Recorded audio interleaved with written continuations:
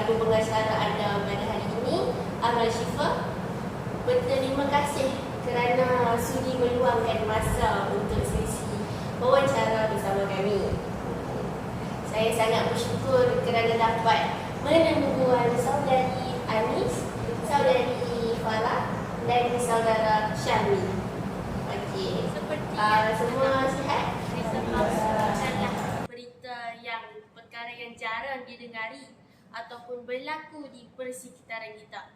Akan tetapi, berita palsu ini berlaku pada setiap saat maupun tersebar dengan pantas sehingga tidak dapat dibendung. Jadi, apa maksud berita palsu? Berita palsu ingin diringkaskan ialah suatu kabar angin atau maklumat yang diubah daripada kebenaran supaya dapat memanipulasi pendapat umum. Berita palsu ini ibarat surah sebati dalam kalangan masyarakat sejak zaman sebelum hijrah lagi. Penyebaran berita palsu ini akan membahayakan semua pihak. Jadi kita mestilah membendung perkara ini supaya seluruh masyarakat menjadi aman dan harmoni.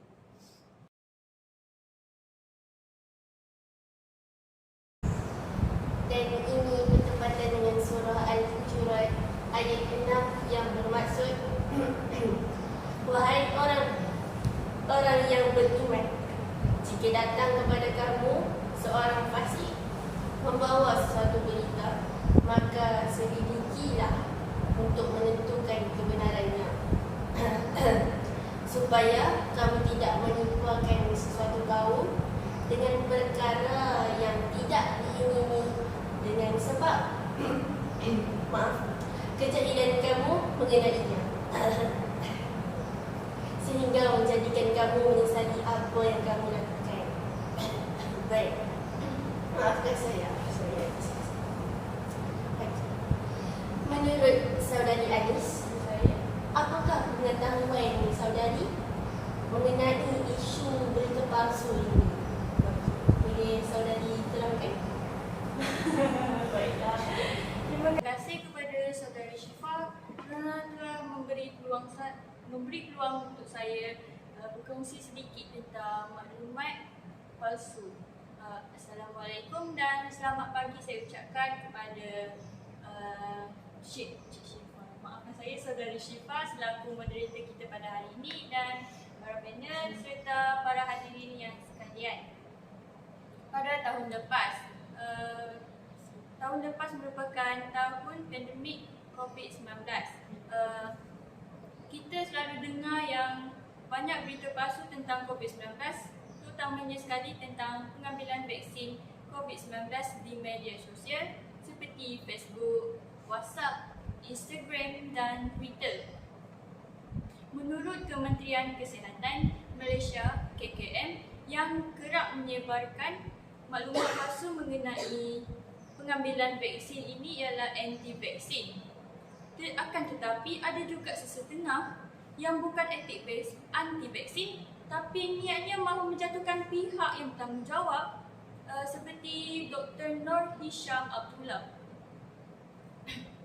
Saya pernah membaca satu kiriman di Facebook yang mengatakan bahawa vaksin itu mempunyai microchip di dalamnya. Selain itu haram untuk mengambilnya dan yang boleh menakutkan semua orang ialah vaksin boleh membawa maut kepada seseorang yang mengambil vaksin COVID-19 itu. Khairi Jamaluddin telah berusaha dengan pihak yang bertanggungjawab untuk membanteras orang yang menyebarkan maklumat palsu tentang vaksin COVID-19. Hal ini boleh menakutkan orang terutamanya sekali golongan warga emas untuk mengambil vaksin COVID-19. Sebagaimana firman Allah Subhanahu Wa Taala dalam ayat Yusuf ayat 52 yang bermaksud, dan aku tidak membebaskan diriku daripada kesalahan kerana sesungguhnya nafsu itu menyuruh kepada kejahatan kecuali nafsu yang diberi rahmat oleh Tuhanku. Sesungguhnya Tuhanku Maha Pengampun lagi Maha Penyayang. Itu sahaja daripada saya. Terima kasih. Terima kasih kepada saudari Anis atas perkongsian tersebut. Okay, seperti yang dikongsikan oleh saudari Anis, terdapat satu artikel tentang maklumat palsu iaitu mengenai vaksin. Pernah melihat artikel tersebut. Saya pernah melihat artikel tersebut dan didapati agak tidak logik dari situ. Ya, tidak mendapat kesahihan lagi benda tersebut. Kemudian kita teruskan pula dengan saudari Farah. Adakah saudari pernah mengalami situasi tentang berita palsu ini? Silakan. Terima kasih saudari Amal Syifa selaku pengacara kita pada hari ini. Yang berbahagia semua ahli panel serta hadirin sekalian. Mengenai soalan yang diberikan oleh saudari Amal Syifa sebentar tadi, ya, saya pernah mengalami pengalaman berkaitan penyebaran berita palsu. Apabila saya dibangun sekolah, sewaktu saya berumur 16 tahun, saya merupakan pelajar sekolah asrama penuh dan pada ketika itu, terdapat satu kes pembulian yang terjadi di dalam kalangan pelajar lelaki di kelas saya. Kes ini bermula apabila rakan sekelas saya didakwa memanggil seorang pelajar tingkatan 2 atau disebut dalam gelaran junior dengan sebab untuk menasihati atau melatih, juga dikenali sebagai istilah ragging, kerana pelajar tersebut didapati juga membuli pelajar di bawahnya. Jadi di sini rakan sekelas saya telah mengarahkan pelajar junior tadi untuk tekan bumi dan membersihkan tandas di asrama pada ketika itu sebagai denda atas perbuatannya. Kemudian atas sebab dendam dan tidak puas hati, pelajar tadi telah mengadu kepada ibunya bahawa dia disepak di bahagian dada dan ditumbuk oleh pelajar sehingga ibunya membawa anaknya ke hospital dan terus membuat report polis. Perkara ini secara tiba-tiba menjadi besar apabila seorang wanita yang dikenali sebagai sepupu kepada pelajar tersebut beliau memuat naik satu siapan di laman Twitter mengatakan bahawa adik saudaranya telah ditumbuk dan ditendang di bahagian dada sehingga paru-parunya bocor. Hal ini telah menjadi ular apabila siarannya dikongsi hampir 51,000 orang yang menimbulkan kemarahan netizen. Sejurus daripada itu telah mencemarkan nama baik sekolah saya. Daripada sini, saya mula menyedari bahawa khabar angin ini merupakan berita palsu kerana mangsa tersebut tetap hadir ke sekolah tanpa menunjukkan sebarang kecederaan bahawa dia sakit.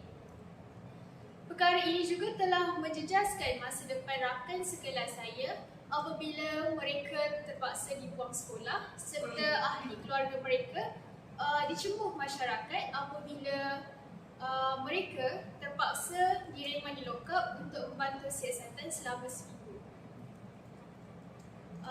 Di sini, sampai di sini saja pengalaman saya. Okey, baik.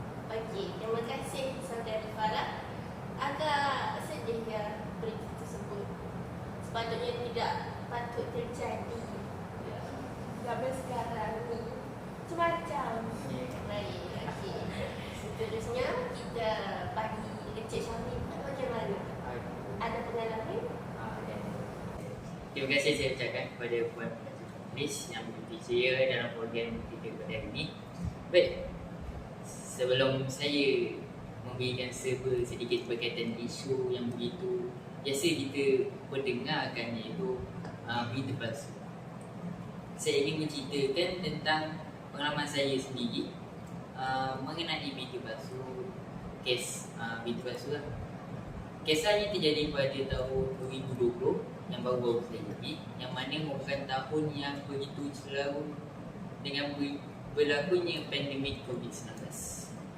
Saya merupakan salah seorang yang terkena jangkitan virus tersebut Pada mulanya, salah seorang daripada ahli keluarga saya telah menjadi kontak rapat dengan seseorang yang terkena COVID dalam tempoh 14 hari sebelum dia terkena COVID-19.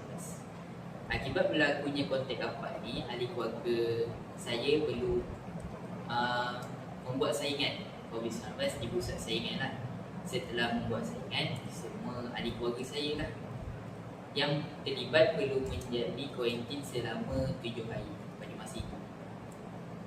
Ahli keluarga saya berkongsi bahawa keluarga saya menjalani kuarantin saja di rumah melalui media masa lah. Akan tetapi sebaliknya berlaku apabila keluarga saya difitnah terkena COVID, padahal terkena kuarantin saja melalui media sosial WhatsApp.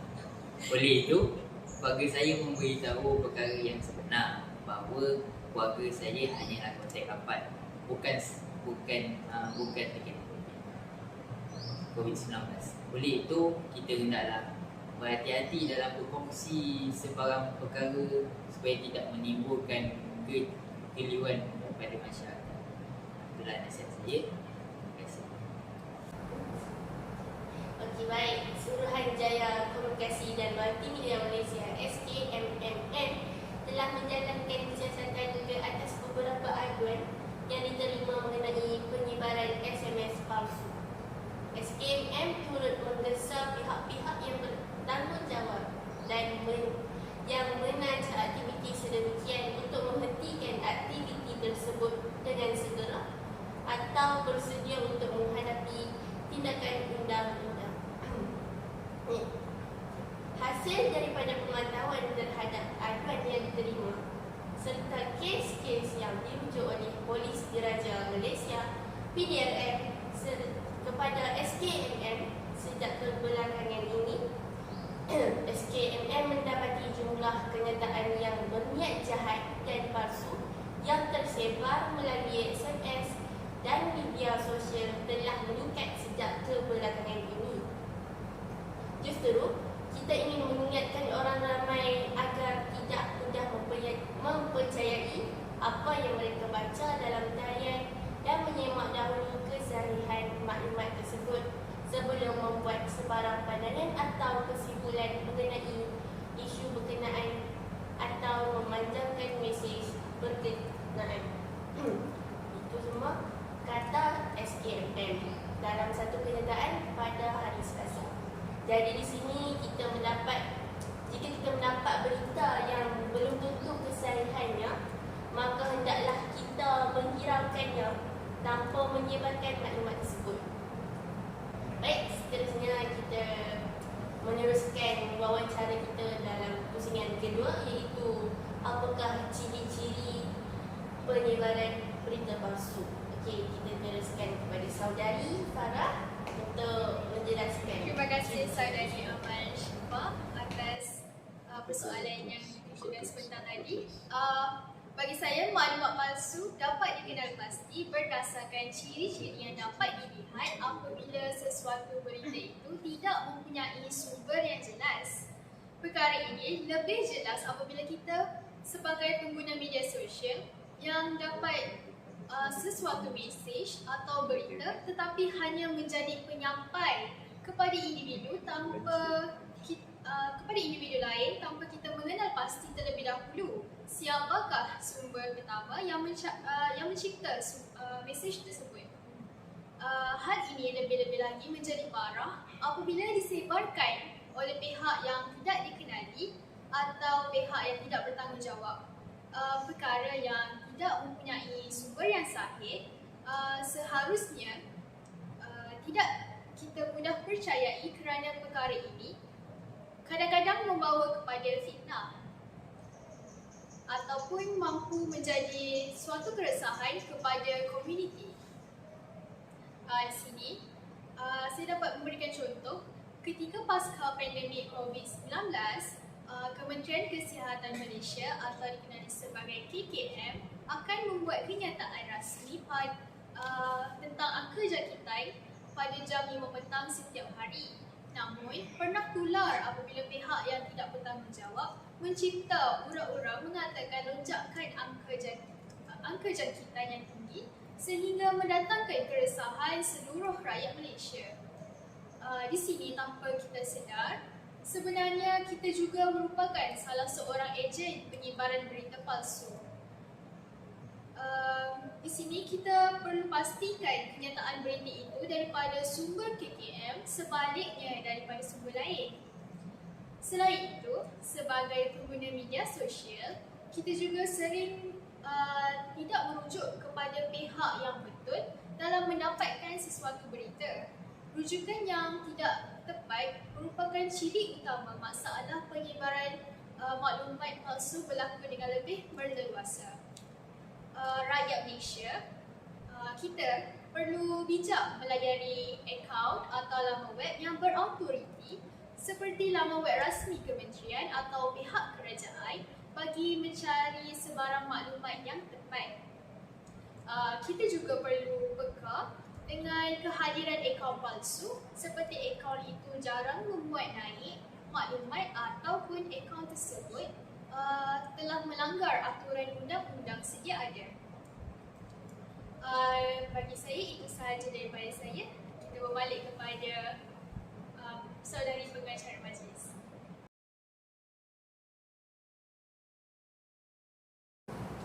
Terima kasih kepada saudari Farah atas perkongsian ciri-ciri maklumat berita palsu.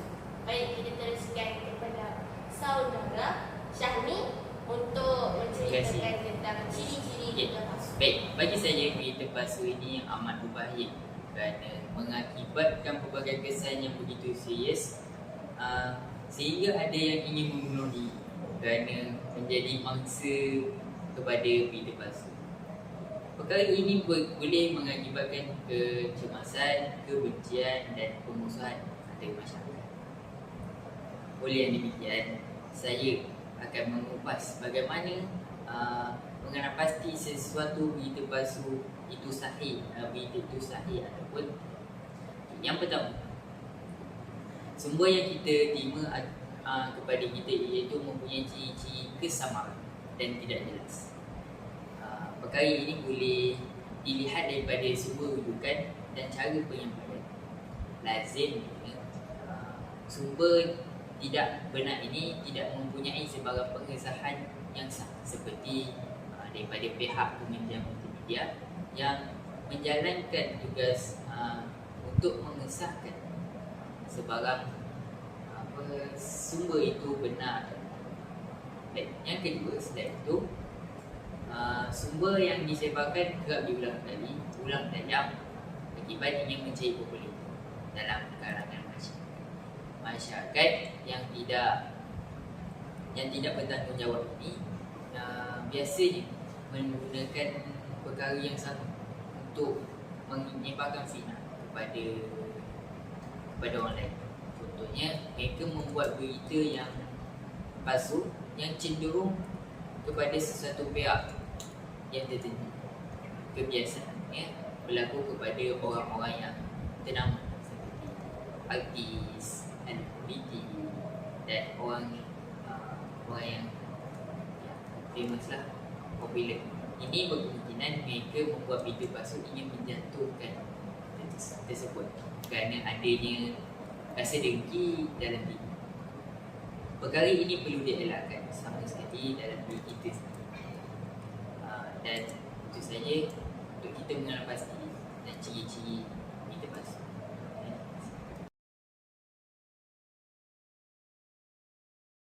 Terima kasih saudara Syahmi atas perkongsian tersebut. Baik, kita teruskan lagi wawancara kita untuk menanyakan soalan tentang ciri-ciri lagi. Baiklah, kepada saudari Aris. Silakan. Kerana telah melontarkan soalan untuk memberi peluang saya bercakap lagi ya. Setiap maklumat palsu mempunyai ciri-ciri sendiri untuk kita mengenal pasti. Saya akan menambahkan lagi 2 ciri tentang maklumat palsu kerana ahli panel yang lain telah mengemukakan ciri-ciri maklumat palsu pada awalnya. Baiklah, antara ciri-ciri maklumat palsu yang pertama ialah jalan cerita yang menarik. Jalan cerita yang menarik yang saya maksudkan ialah ayat yang digunakan dapat menarik perhatian orang untuk membacanya. Hal ini akan menyebabkan orang akan terpengaruh dengan cerita yang disampaikan. Sebagai contoh, saya kerap melihat satu akaun Instagram yang bertugas sebagai menyebarkan maklumat tentang netizen, artis. Kebanyakannya semua maklumat yang diceritakan oleh mereka ialah maklumat palsu. Mereka menggunakan perkataan bombastik dan dan memberitahu cerita itu dengan penuh emosi yang boleh memanipulasikan fikiran orang yang membaca. Selain itu, ciri maklumat palsu yang terakhir ialah tidak logik. Maklumat tidak logik ini membawa maksud kepada tiada kaitan dengan maklumat yang disampaikan ataupun menyampaikan maklumat dengan bermegah-megah sehingga menimbulkan sifat tidak logik dalam maklumat itu. Sebagai contoh, saya pernah berkongsi tentang isu maklumat palsu tentang pengambilan vaksin COVID-19 pada awal mulanya tadi. Terdapat maklumat palsu yang mengatakan bahawa COVID-19 itu boleh membawa maut. Maafkan saya, sedangkan orang yang mereka cerita itu tidak mempunyai sebarang bukti tentang itu. Bukan itu sahaja, mereka juga pernah bercakap bahawa hukum vaksin COVID-19 itu ialah haram. Sudah terang lagi bersuluh, terdapat banyak mufti-mufti dan para agamawan yang menyatakan bahawa hukum vaksin itu ialah harus. Hukum keharusan penggunaan vaksin COVID-19 ini juga adalah selari dengan fatwa-fatwa yang telah dikeluarkan oleh badan-badan fatwa yang berautoriti dan juga melalui kenyataan tokoh-tokoh ulama Islam di peringkat global. Perkara ini bertepatan dengan hadis Nabi SAW yang menganjurkan dan menyeru mencari penawar, iaitu setiap penyakit itu ada penawarnya. Maka apabila penawar itu kena ada penyakitnya, nescaya akan sembuh dengan izin Allah Subhanahu Wa Taala. Riwayat Muslim.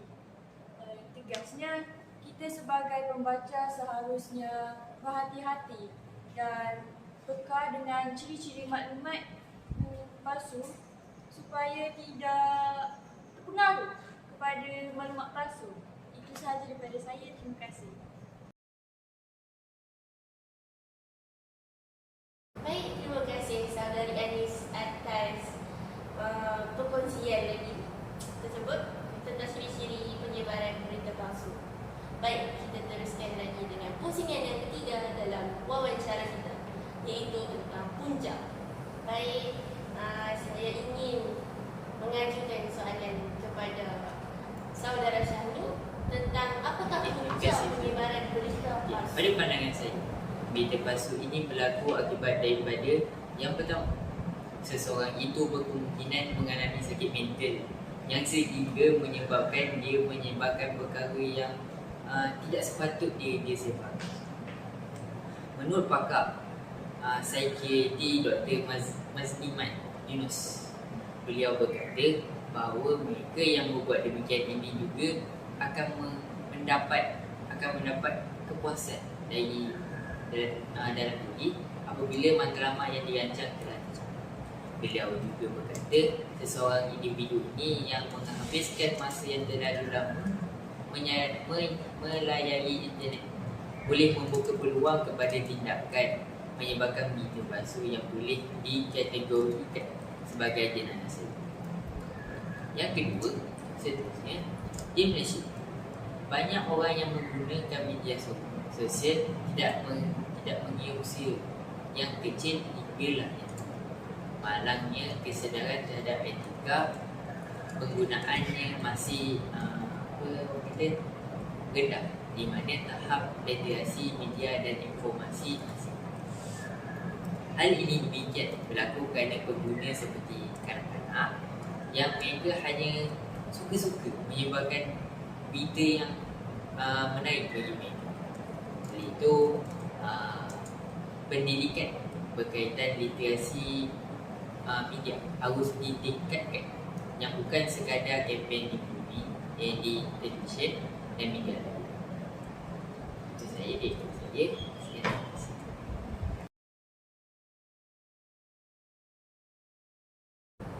Masya Allah, sungguh berat ya perkongsian tersebut ya, tentang punca, iaitu puncanya sakit mental. Memang susah di zaman sekarang ini kerana terdesak ataupun hanya untuk mencari perhatian. Okey, baik, kita tanpa melengahkan masa lagi, kita teruskan kepada saudari Anis untuk menerangkan punca penyebaran berita palsu ini. Baik. Terima kasih saudari Syifa. Pada pendapat saya, punca maklumat palsu ialah menjana kewangan. Pada masa sekarang, duit ialah benda penting dalam kehidupan orang macam kita. Manakala bagi orang yang terdesak, sanggup melakukan perkara yang tidak beradab, iaitu menyebarkan maklumat palsu. Maklumat palsu di negara ini semakin membarah apabila makin ramai individu atau pihak yang berani bertindak sedemikian, maafkan saya, semata-mata untuk menjana keuntungan puluhan ribu ringgit secara mudah. Modus operandi mereka senang hanyalah dengan menyebarkan berita yang bersifat sensasi dan kontroversi tanpa memastikan kesahihan kandungan itu di pelbagai platform media sosial. Sikap rakyat negara ini pula yang lebih sukakan berita seperti itu akan mampu menarik minat mereka untuk membacanya, sekaligus akan menambah pengikut di media sosial. Itu sahaja daripada saya. Terima kasih.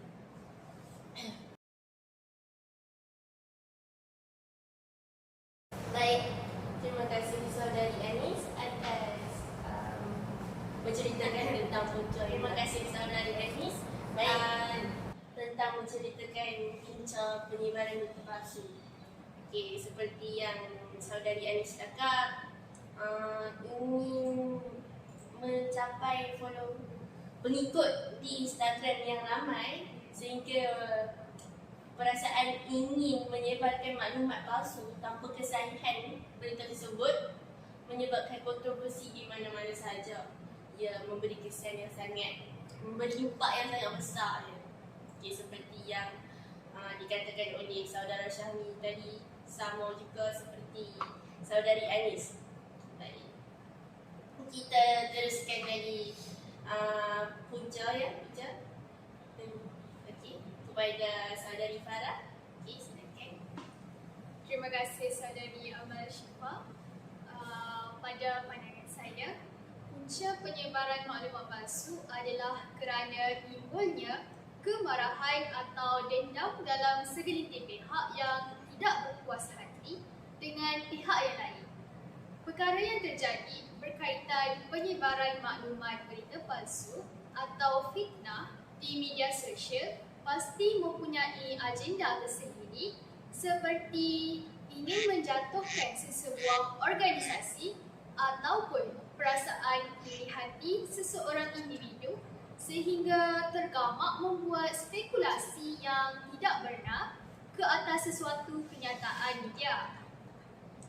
Hal ini juga merupakan tunjang utama ke arah berlakunya sebuah kejatuhan organisasi mahupun perniagaan yang akan muflis hanya kerana sifat gunting dalam lipatan yang diam-diam menyimpan rasa dengki ataupun menyimpan rasa kemarahan dengan melunaskan dendamnya dalam menjadi seorang jagung cyber atau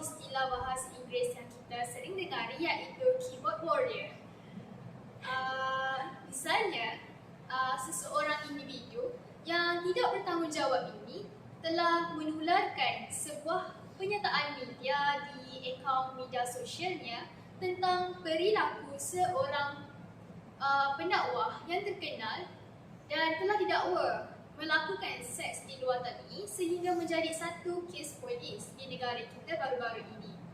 Perkara ini sedikit sebanyak bakal menjurus ke arah menggugat keharmonian negara kerana sifat ini bakal membunuh pekerjaan seseorang mahupun institusi kekeluargaan mangsa yang difitnah melalui maklumat berita palsu tersebut. Tegaslah di sini bahawa saya ingin katakan musuh dalam diam itu mampu melakukan perkara di luar jangkaan kita hanya kerana menggunakan teknologi telefon pintar yang sehingga mampu merosakkan kehidupan seharian seseorang pada masa akan datang hanya kerana sebuah pernyataan palsu di media sosial. Itu sahaja daripada saya. Kita kembali kepada saudari Amal Syifa.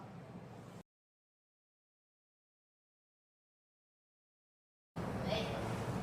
Terima kasih kepada saudari Farah atas menceritakan tentang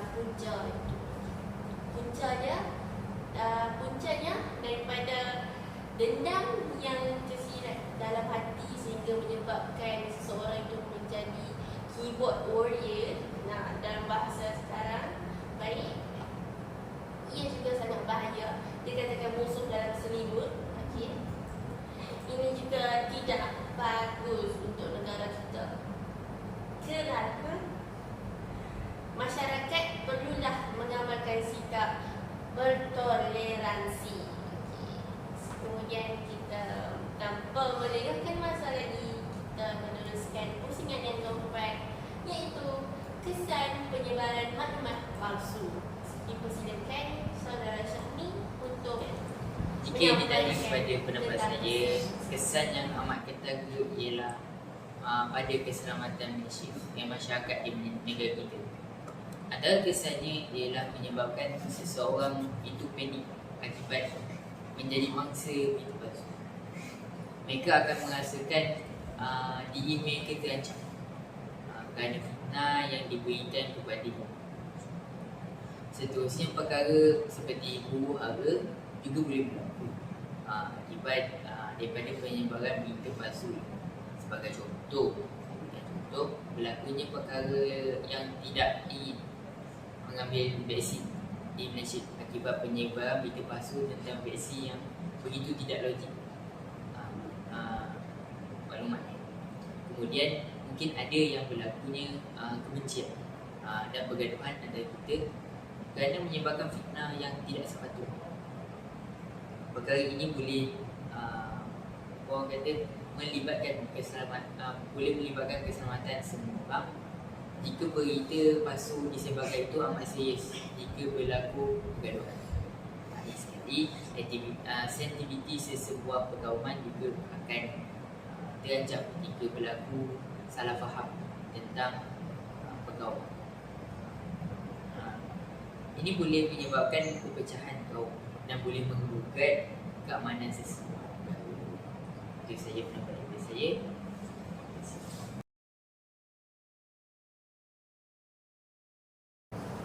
Sekali lagi terima kasih kepada saudara Syahmi kita yang mengolah tentang kesan, iaitu kesannya menggugat keselamatan negara.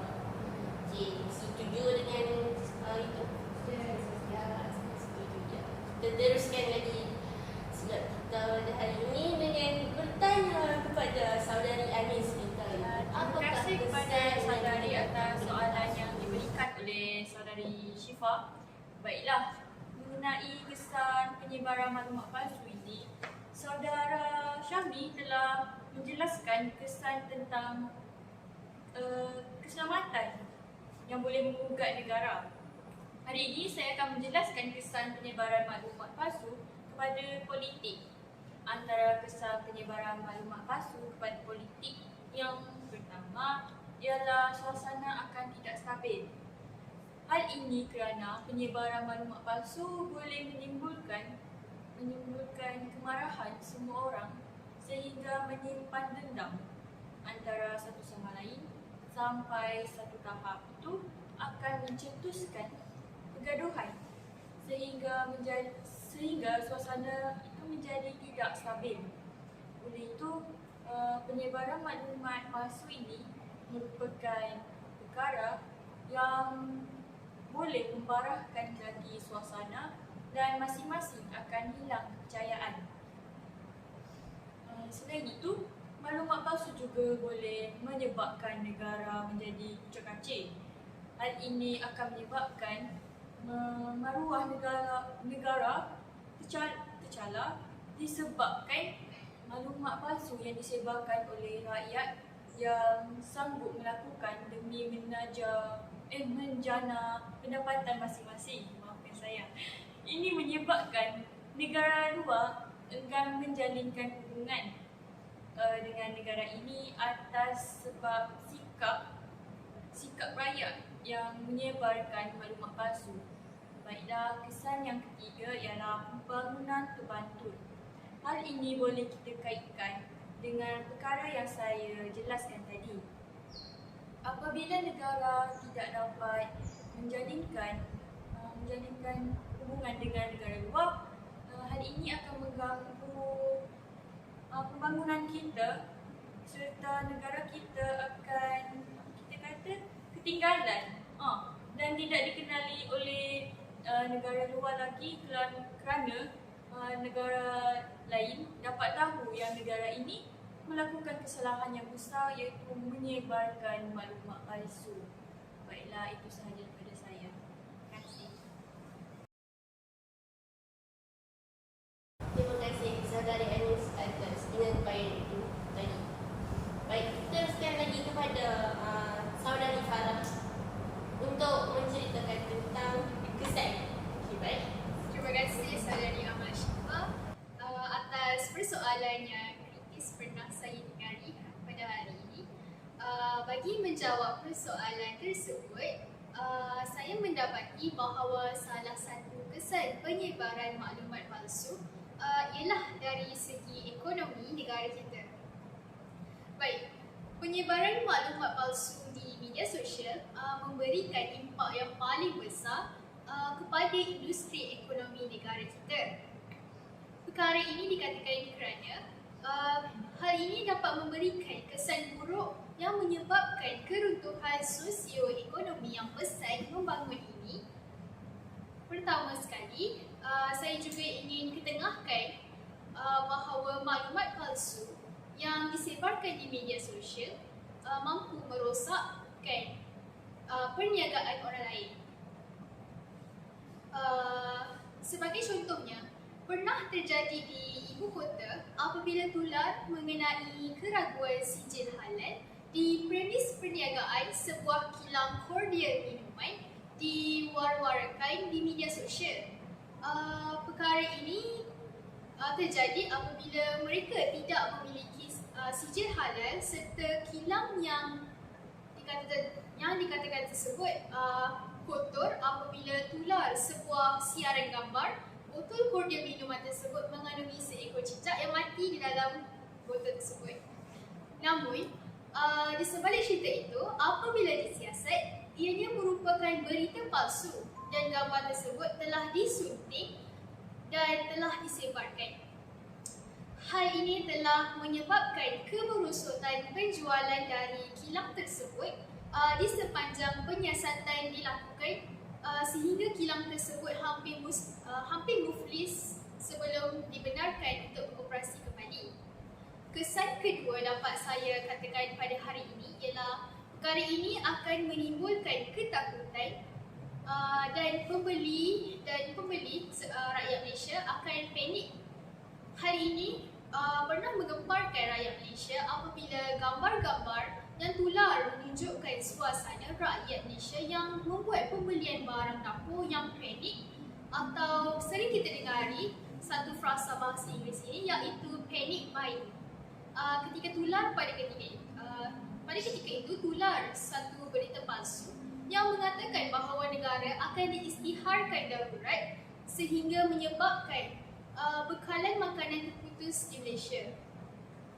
Ketiga ialah kesinambungan kesan sebelum ini, iaitu maklumat palsu akan menyebabkan harga barangan meningkat dalam ekonomi negara.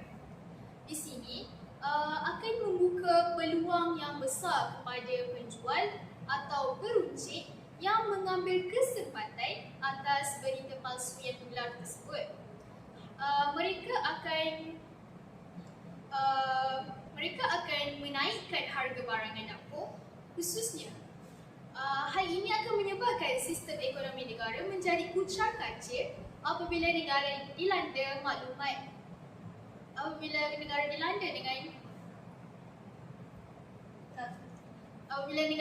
dengan khabar angin yang tidak sahih. Itu sahaja daripada saya. Kembali kepada saudari Amal.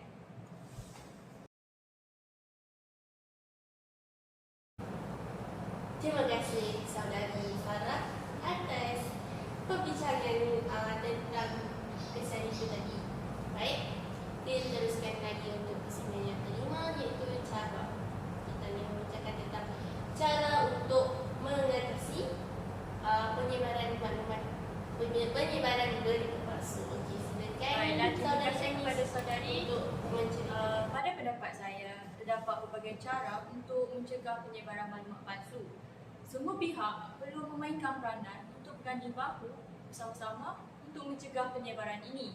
Antara caranya ialah pihak bertanggungjawab seperti Suruhanjaya Komunikasi dan Multimedia SKMM bersama Polis Diraja Malaysia PDRM boleh mengambil tindakan tegas terhadap pelaku dengan mengenal pasti laman sesawang atau akaun media sosial digunakan untuk menyebarkan dakwah berita palsu. Pesalah boleh dikenakan denda atau penjara atau kedua-duanya sekali. Selain itu, setiap individu perlu menjalankan tanggungjawab masing-masing untuk mencegah penyebaran maklumat palsu. Sesiapa yang terlibat atau terbaca berita palsu di media sosial hendaklah menjalankan tanggungjawab sosial dengan melaporkan nama pelaku, tajuk berita, tarikh dan platform digunakan dalam penyebaran berita itu. Selain itu, cara untuk mencegah penyebaran maklumat palsu ialah melalui pendidikan. Pihak tertentu perlu memainkan peranan yang penting seperti Kementerian Kesihatan Malaysia KKM, Kementerian Pendidikan Kementerian Pengajian Tinggi KPT serta Kementerian Komunikasi dan Multimedia Malaysia KKMM melalui penerapan kesedaran sivik dalam diri setiap individu. Mereka perlu mengadakan kempen kesedaran supaya orang ramai lebih cakna dalam berkongsi maklumat yang diterima. Mereka harus peka dengan maklumat diterima dan menentusahkan sumber maklumat berita sebelum berkongsi dan menyebarkan berita itu. Pendidikan celik media juga perlu diterapkan kepada semua golongan, terutamanya pelajar pada peringkat sekolah menengah dan universiti.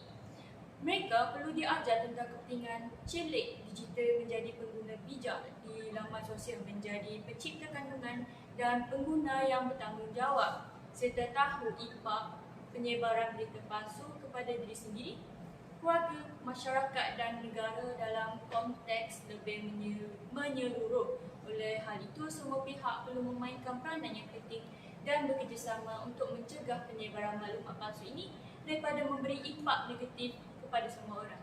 Itu sahaja daripada saya. Terima kasih.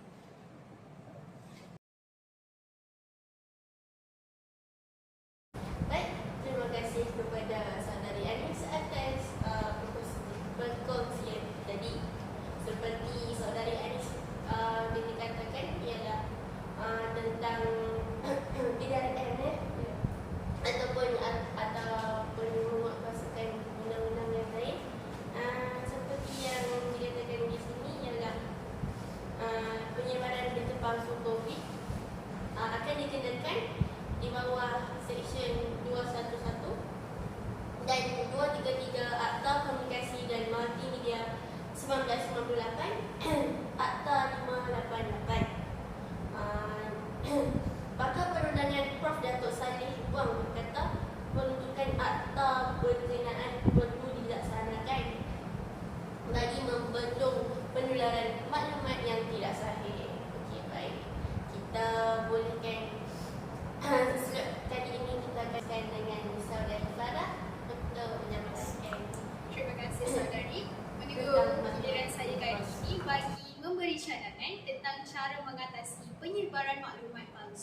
di media sosial.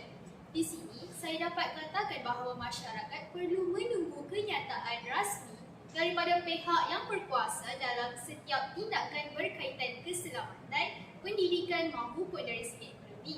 Hal ini dikatakan demikian kerana aspek ini amat penting agar membantu kelicinan pemerintahan negara yang lebih sistematik apabila berhadapan perkara yang mengancam keselamatan rakyat. Sebagai contoh yang baru-baru ini menyerang negara kita iaitu penularan penyakit COVID-19 yang mengorbankan banyak nyawa rakyat telah menunjukkan gambaran pelbagai arahan pihak kerajaan dalam menyampaikan maklumat demi mengurangkan risiko penularan wabak penyakit.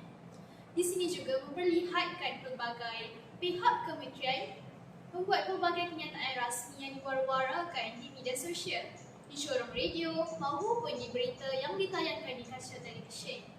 Misalnya, ibu bapa perlu menunggu kenyataan rasmi dari Kementerian Pendidikan Malaysia KPM tentang pembukaan sesi persekolahan serta pemansuhan peperiksaan awam melalui kenyataan media rasmi Menteri Pelajaran di media sosial KPM maupun di sidang siaran langsung KPM. Seterusnya, kita perlu merujuk media arus perdana seperti media rasmi kementerian melalui media sosial maupun buletin berita di televisyen. Masyarakat hari ini perlu peka dengan media masa rasmi yang berautoriti bagi mengesahkan kesahihan maklumat rasmi yang disampaikan, lebih-lebih lagi mengenai undang-undang yang dikuatkuasakan oleh negara. Hal ini mampu mengurangkan keselisihan faham antara rakyat bagi mengelakkan perkara yang tidak diingini berlaku. Sekian sahaja daripada saya.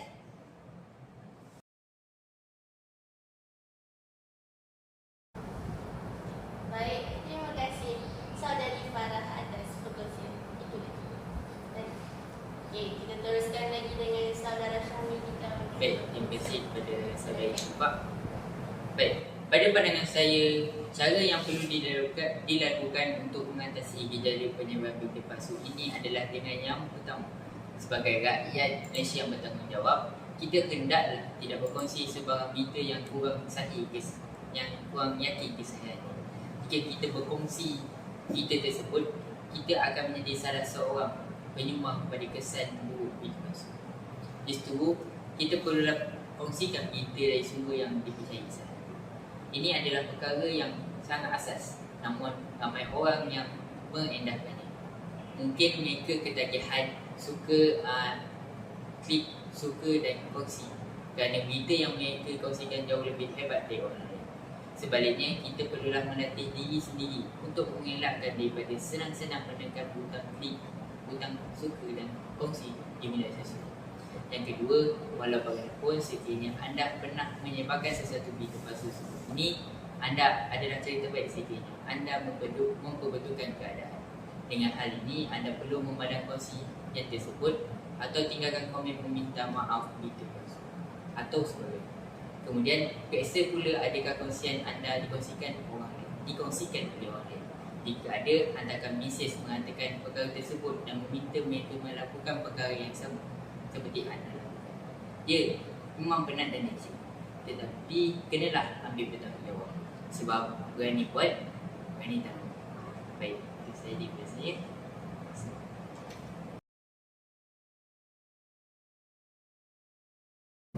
Baik, terima kasih kepada saudara Syamil. Ingat, jangan klik butang suka dan kongsi jika belum sign.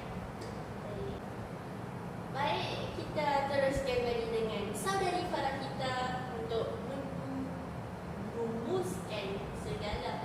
Terima kasih saudari Ahmad Syifa. Silakan. Masanya untuk saya menutupi perkongsian saya pada hari ini. Di sini saya dapat rumuskan bahawa penyebaran maklumat palsu bukan lagi asing dalam kehidupan kita apabila hari-hari ini masyarakat dilewati dengan kepesatan teknologi yang cepat tersebar sehingga sedikit sebanyak memudaratkan diri sendiri. Pelbagai usaha telah kita bincangkan dalam menangani masalah ini agar dapat menghalang perkara-perkara yang mampu menggugat keharmonian negara hanya dengan sebuah kenyataan yang tidak sahih. Saya juga berharap agar anak-anak muda khususnya menggunakan teknologi yang pesat membangun ini ke arah kebaikan dan bukannya dengan menyiarkan atau menyebarkan maklumat palsu. Dipetik dari frasa popular yang diterapkan dari Suruhanjaya Komunikasi dan Multimedia Malaysia atau SKMM, iaitu tidak pasti jangan kongsi. Semoga semua pihak berusaha dalam menyebarkan kesedaran bahawa maklumat palsu ini perlu dihentikan demi kesejahteraan sejagat. Akhirul kalam, setiap maklumat yang diterima haruslah dibaca dan diterima oleh akal dengan mempertimbangkan kelojikannya adalah ianya sahih dari media rasmi sebelum ianya dikongsikan kepada pihak lain. Itu sahaja daripada saya. Terima kasih. Baik, terima kasih lagi sekali bagi saudari Farah kita atas rumusan itu tadi. Okey, baik. Kita teruskan lagi kepada saudara Syahni kita untuk merumuskan lagi tentang apa itu Terima berita kasih palsu. saudari Syifa. Baik, secara ringkas, perkara berita palsu ini perlulah dibendung secara berurusan kerana kita sentiasa dalam peredaran masa yang begitu maju. Dengan mempunyai teknologi yang canggih, penyebaran berita palsu ini mungkin susah untuk kita atasi. Oleh yang demikian, kita hendaklah mendidik generasi yang akan datang supaya menggunakan media masa dengan betul.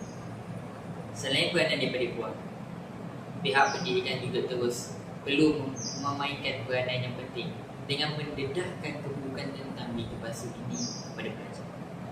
Contoh, mengadakan ceramah kepada pelajar tentang berita palsu dengan lebih mendalam. Perkara ini boleh menyedarkan generasi ini lebih celik IT dengan dalam menggunakan. Hal ini kerana internet boleh mendatangkan banyak maklumat yang guna, tetapi kalau disalahguna, kesannya juga banyak. Oleh itu, kita perlulah menyokong sebagai aktiviti yang melahirkan masyarakat yang lebih celik IT dan tahu bagaimana untuk menggunakannya secara itu saja daripada saya. Terima kasih.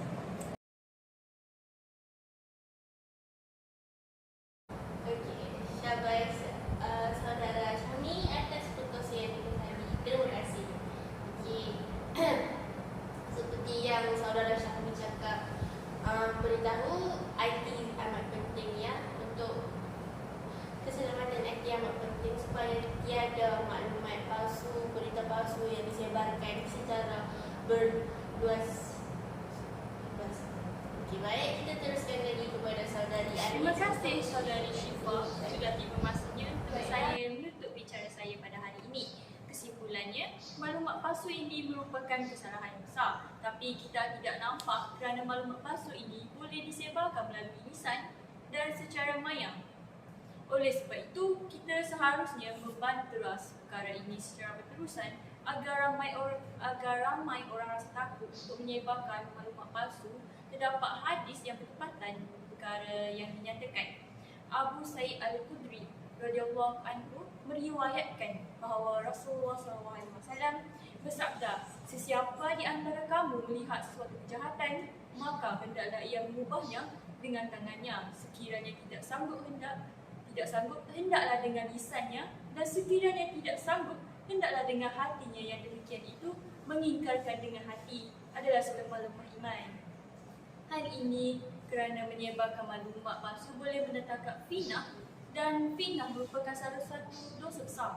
Oleh itu, masing-masing perlu memainkan peranan penting untuk mencegah penyebaran maklumat palsu supaya hidup kita akan menjadi harmoni. Itu sahaja daripada saya. Sekian, terima kasih.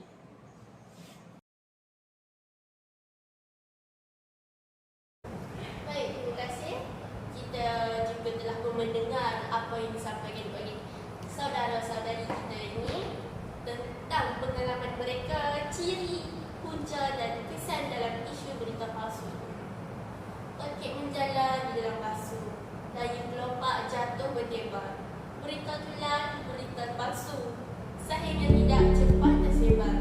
Jadi, akhir kata, jadilah seorang pengguna dan insan yang bijak sebelum menyebarkan sesuatu yang belum tahu asalnya dan kebenarannya supaya kelak tidak memakan diri. Itu sahaja daripada saya dan rakan-rakan. Sekian. Wabillahi taufiq wa hidayah. Wassalamualaikum.